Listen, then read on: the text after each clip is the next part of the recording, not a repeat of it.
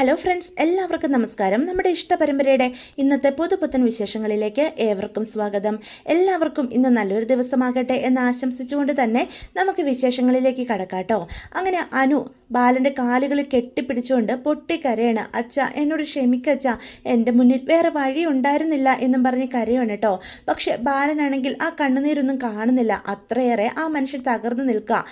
അനു പിടിച്ചിരിക്കുന്ന തൻ്റെ കാലിൽ നിന്ന് അവളുടെ പിടുത്തം വിടിപ്പിച്ചുകൊണ്ട് ബാലൻ അവിടെ നിന്ന് അങ്ങോട്ട് നീങ്ങി നിൽക്കുക. ഇത് കാണുന്ന ഗോമതി അടുത്തേക്ക് വരിക. എന്തിനാടി നീ ഈ നാടകം കളിക്കുന്നത്? അത്രയ്ക്ക് അച്ഛനോട് നിനക്ക് സ്നേഹം ഉണ്ടായിരുന്നെങ്കിൽ ഇവനെ കല്യാണം കഴിച്ചുകൊണ്ട് വന്ന് ഞങ്ങളുടെ മുന്നിൽ നീ ഇങ്ങനെ നിവർന്ന് നിൽക്കില്ലായിരുന്നു. എന്നിട്ട് അവളുടെ ഒരു നാടകം. നിന്റെ ഈ പൂങ്കണ്ണീരിലൊന്നും ഇനി ഞങ്ങൾ ആരും വീഴത്തില്ലടി എന്ന് ഗോമതി പറയാ. അമ്മേ, എന്നോട് ക്ഷമിക്കമ്മേ എന്നും പറഞ്ഞ് അനു വീണ്ടും അവിടെ നിന്ന് കരയാ. ആർക്ക് കാണോട് നിന്റെ ഈ കണ്ണീര്?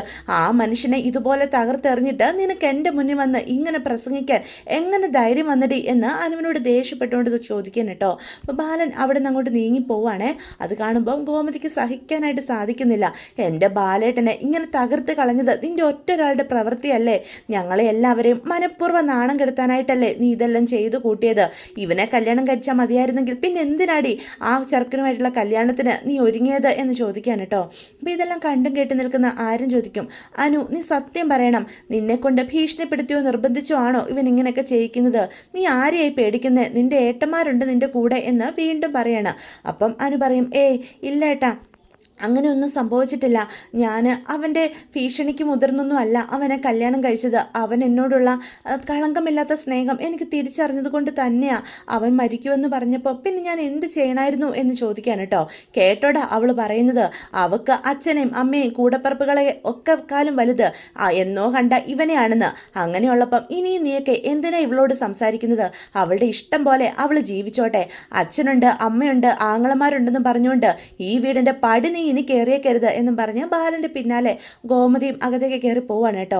അപ്പം അവളെ തന്നെ നോക്കി നിൽക്കുന്ന തൻ്റെ ആൺമക്കളെയും മരുമക്കളെയും കാണുമ്പോൾ ഗോമതി പറയും, എന്താ നിങ്ങൾക്ക് ആർക്കെങ്കിലും അവളുടെ കൂടെ പോകണമെന്നുണ്ടെങ്കിൽ ഇപ്പം തന്നെ പൊയ്ക്കോ എന്ന് പറയാൻ കേട്ടോ. അത് കേൾക്കുമ്പം ഗോമതിക്ക് പിന്നാലെ അവരും പോവാണേ.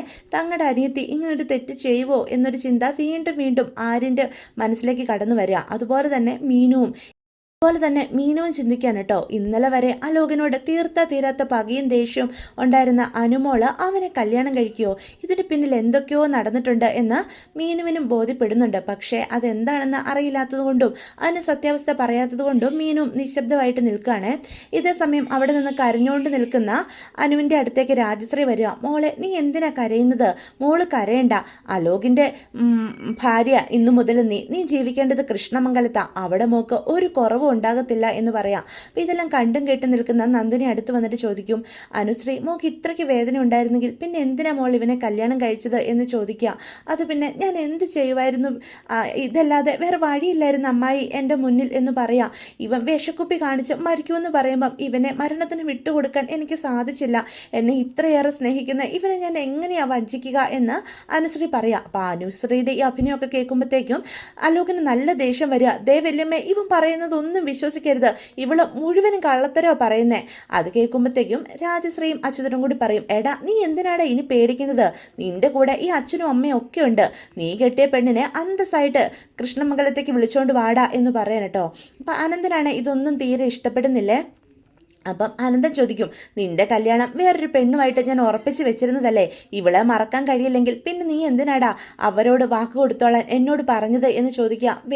വെല്ലിച്ചനെങ്കിലും ഒന്ന് വിശ്വസിക്കുക എന്ന് അലോക് വീണ്ടും പറയാം. അപ്പം ഇതെല്ലാം കണ്ടും കേട്ട് നിൽക്കുന്ന ഇന്ദ്രാമ പറയും, ദേ, ഇനി ഒന്നും സംസാരിക്കണ്ട. അനുശ്രീ ഇന്നു മുതൽ കൃഷ്ണമംഗലത്തെ മരുമോളാ. അവളെ അകത്തേക്ക് ക്ഷണിക്കേണ്ടത് നമ്മുടെ ഉത്തരവാദിത്വമാണ് എന്ന് പറയാൻ കേട്ടോ. എന്നിട്ട് ഇന്ദ്രാമയാണെങ്കിൽ രാജശ്രീയോട് പറയും വിളക്ക് കൊടുത്ത് അവളെ അകത്തേക്ക് ക്ഷണിക്കാൻ.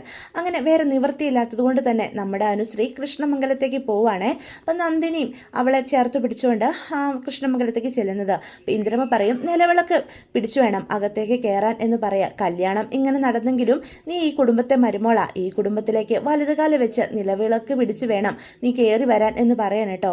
അപ്പം രാജശ്രീ സന്തോഷത്തോടു കൂടി നിലവിളക്ക് അനുവിൻ്റെ കയ്യിലേക്ക് കൊടുക്കുകയാണ് കേട്ടോ. ഇതെല്ലാം കണ്ടു നിൽക്കുന്ന അലോകിന് നല്ല ദേഷ്യം വരികയാണ്. നീ എന്തു ഭാവിച്ചാടി എന്ന് അനുവിനോട് ചോദിക്കുന്നുണ്ട്. എൻ്റെ ജീവിതം തകർത്ത് കൊടുത്തിട്ട് നീ സമാധാനത്തോടെ ഇവിടെ ജീവിക്കുമെന്ന് കരുതിയോടാ? ഇന്നു മുതൽ ഈ അനുശ്രീയുടെ കളികൾ തുടങ്ങാൻ പോകുന്നതേ ഉള്ളൂ എന്ന് അനുശ്രീ പതിയെ അലോകിന് കേൾക്കാൻ പാകത്തിന് പറയാണ് കേട്ടോ. എന്നിട്ട് നിലവിളക്കം പിടിച്ച് വലതുകാലം വെച്ച് കൃഷ്ണമംഗലത്തെ മരുമകളായി അനുശ്രീ കൃഷ്ണമംഗലത്തേക്ക് കയറുക. അപ്പൊ ബാലൻ ദേവമംഗലത്തിൽ നിന്ന് ഇതെല്ലാം കാണുന്നുണ്ട്. ബാലന്റെ നെഞ്ച് തകർന്നു പോവാണ് കേട്ടോ. തൻ്റെ പൊന്നോമന മകൾ താൻ താഴത്തും തലയിലും വെക്കാതെ അതുപോലെ വളർത്തിയ മകളെന്ന് തൻ്റെ ശത്രുക്കളുടെ കുടുംബത്തിൽ താൻ ഏറ്റവും കൂടുതൽ തങ്ങളെ ദ്രോഹിച്ചിട്ടുള്ള അലോകിൻ്റെ ഭാര്യയായിട്ട് കയറിപ്പോകുന്നത് കാണുന്ന ആ അച്ഛന് നെഞ്ചു പിടയുവാണ് കേട്ടോ. ബാലനാണെങ്കിൽ ഇതൊക്കെ കണ്ട് ആകെ തകർന്ന് തരിപ്പണമായിട്ടാണ് അവിടെ നിൽക്കുന്നത്. അപ്പം അച്ഛൻ തങ്ങളെ അവിടെ നിന്ന് നോക്കുന്നത് അനുശ്രീയും കാണുന്നുണ്ട്. പക്ഷേ അവളുടെ മുന്നിൽ വേറെ വഴിയില്ലാത്തത് കൊണ്ട് തന്നെ കണ്ടില്ലെന്ന് നടിച്ചുകൊണ്ട് അകത്തേക്ക് കയറി വിളക്ക് അവിടെ വേണ്ടി വെക്കുകയാണ് കേട്ടോ. അപ്പം അച്യുതൻ അലോകിൻ്റെ അടുത്ത് ചെന്നിട്ട് പറയും, എടാ നീ ഇങ്ങനൊരു കാര്യം ചെയ്യുമെന്ന് ഞാൻ ഒരിക്കലും കരുതിയില്ല. ഒരു വെടിക്ക് രണ്ട് പക്ഷി എന്ന് പറഞ്ഞതുപോലല്ലേ നീ ഈ ചെയ്ത പ്രവൃത്തി കൊണ്ട് നടന്നത്. അനുശ്രീയെ ഈ കുടുംബത്തിൻ്റെ മരുമോളായി വരേണ്ടത് നമ്മുടെ ആവശ്യമായിരുന്നു. അത് നീ നേടിയെടുത്തു. അതുമാത്രമോ ആ ബാലനും ഗോമതിയും എല്ലാവർക്കും മുന്നിൽ അപമാനിക്കപ്പെട്ട് തല താഴ്ത്തി നിന്നത് കണ്ടിട്ട് എനിക്കങ്ങ് സന്തോഷമായടാ. നീ എൻ്റെ മകൻ തന്നെയാ, നീ അത് തെളിയിച്ചു എന്ന് പറയാൻ കേട്ടോ. അപ്പം അനന്തം വന്നിട്ട് പറയും, നീയും കൂടി അറിഞ്ഞുകൊണ്ടാണോ അച്യുത ഇവൻ ഈ പ്രവൃത്തികളൊക്കെ ചെയ്തത് എന്ന് ചോദിക്കുക. അത് ഇല്ലേട്ടാ, എനിക്കറിയില്ലായിരുന്നു. ഇവൻ കൂട്ടുകാരൻ്റെ കല്യാണത്തിന് പോയതാണെന്നാ എന്നോട് പറഞ്ഞത് എന്ന് പറയാം. എടാ നീ ഈ ചെയ്തത് എത്ര വലിയ തെറ്റാണെന്ന് അറിയാവോ എന്ന് ചോദിക്കുക. വെല്ലിച്ചനെങ്കിലും ഒന്ന് വിശ്വസിക്കുക. ഞാൻ അവളുടെ കല്യാണം മുടക്കണമെന്ന് മാത്രമേ കരുതിയിരുന്നുള്ളൂ എന്ന് പറയാം. എന്ത്, നീ അവളുടെ കല്യാണം മുടക്കാൻ ആഗ്രഹിച്ചിരുന്നെന്നോ? അങ്ങനെയല്ല വെല്ലിച്ച. ദേ ഞാനൊരു കാര്യം പറഞ്ഞേക്കാം. നമുക്ക് ദേവമംഗലത്തുള്ളവരോട് തീരാത്ത പകയുണ്ട് എന്ന് കരുതി അവർ ചെയ്തതുപോലെ തന്നെ തിരിച്ചും അതേ പ്രവൃത്തി ചെയ്താണോ നമ്മൾ അവരോട് പ്രതികാരം വീട്ടേണ്ടത്? ഇതിപ്പം ദേവമംഗലത്തുകാർ മാത്രമല്ല, കൃഷ്ണമംഗലത്തുകാരും കൂടിയാ നാട്ടുകാരുടെ മുന്നിൽ മുഴുവനും നാണം കെട്ട് തൊലി ഉരിഞ്ഞു നിന്നത്. നീ മനഃപൂർവ്വം ഇവളെ കല്യാണം കഴിച്ചതാണെന്നേ ഈ നാട്ടുകാർ പറയുള്ളൂ, ദേവമംഗലത്തുകാരോടുള്ള പക വീട്ടാനായിട്ട് എന്ന് പറയാണ്.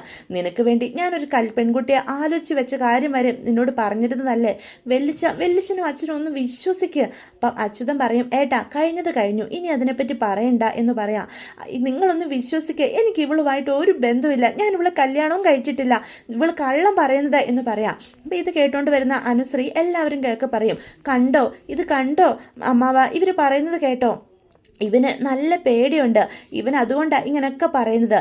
ഇവൻ ഞാൻ ഇറങ്ങി വന്നില്ലെങ്കിൽ വിഷക്കുപ്പിയും പിടിച്ചു നിന്ന് എന്നെ ഭീഷണിപ്പെടുത്തിയത് ആത്മഹത്യ ചെയ്യുമെന്ന് പറഞ്ഞ് അത് കണ്ടതുകൊണ്ട് മാത്രമാണ് എൻ്റെ അച്ഛനെയും അമ്മയും ഏട്ടന്മാരെയും ഒക്കെ മറന്നുകൊണ്ട് ഇവൻ്റെ കൂടെ ഞാൻ ഇറങ്ങി വന്നത്.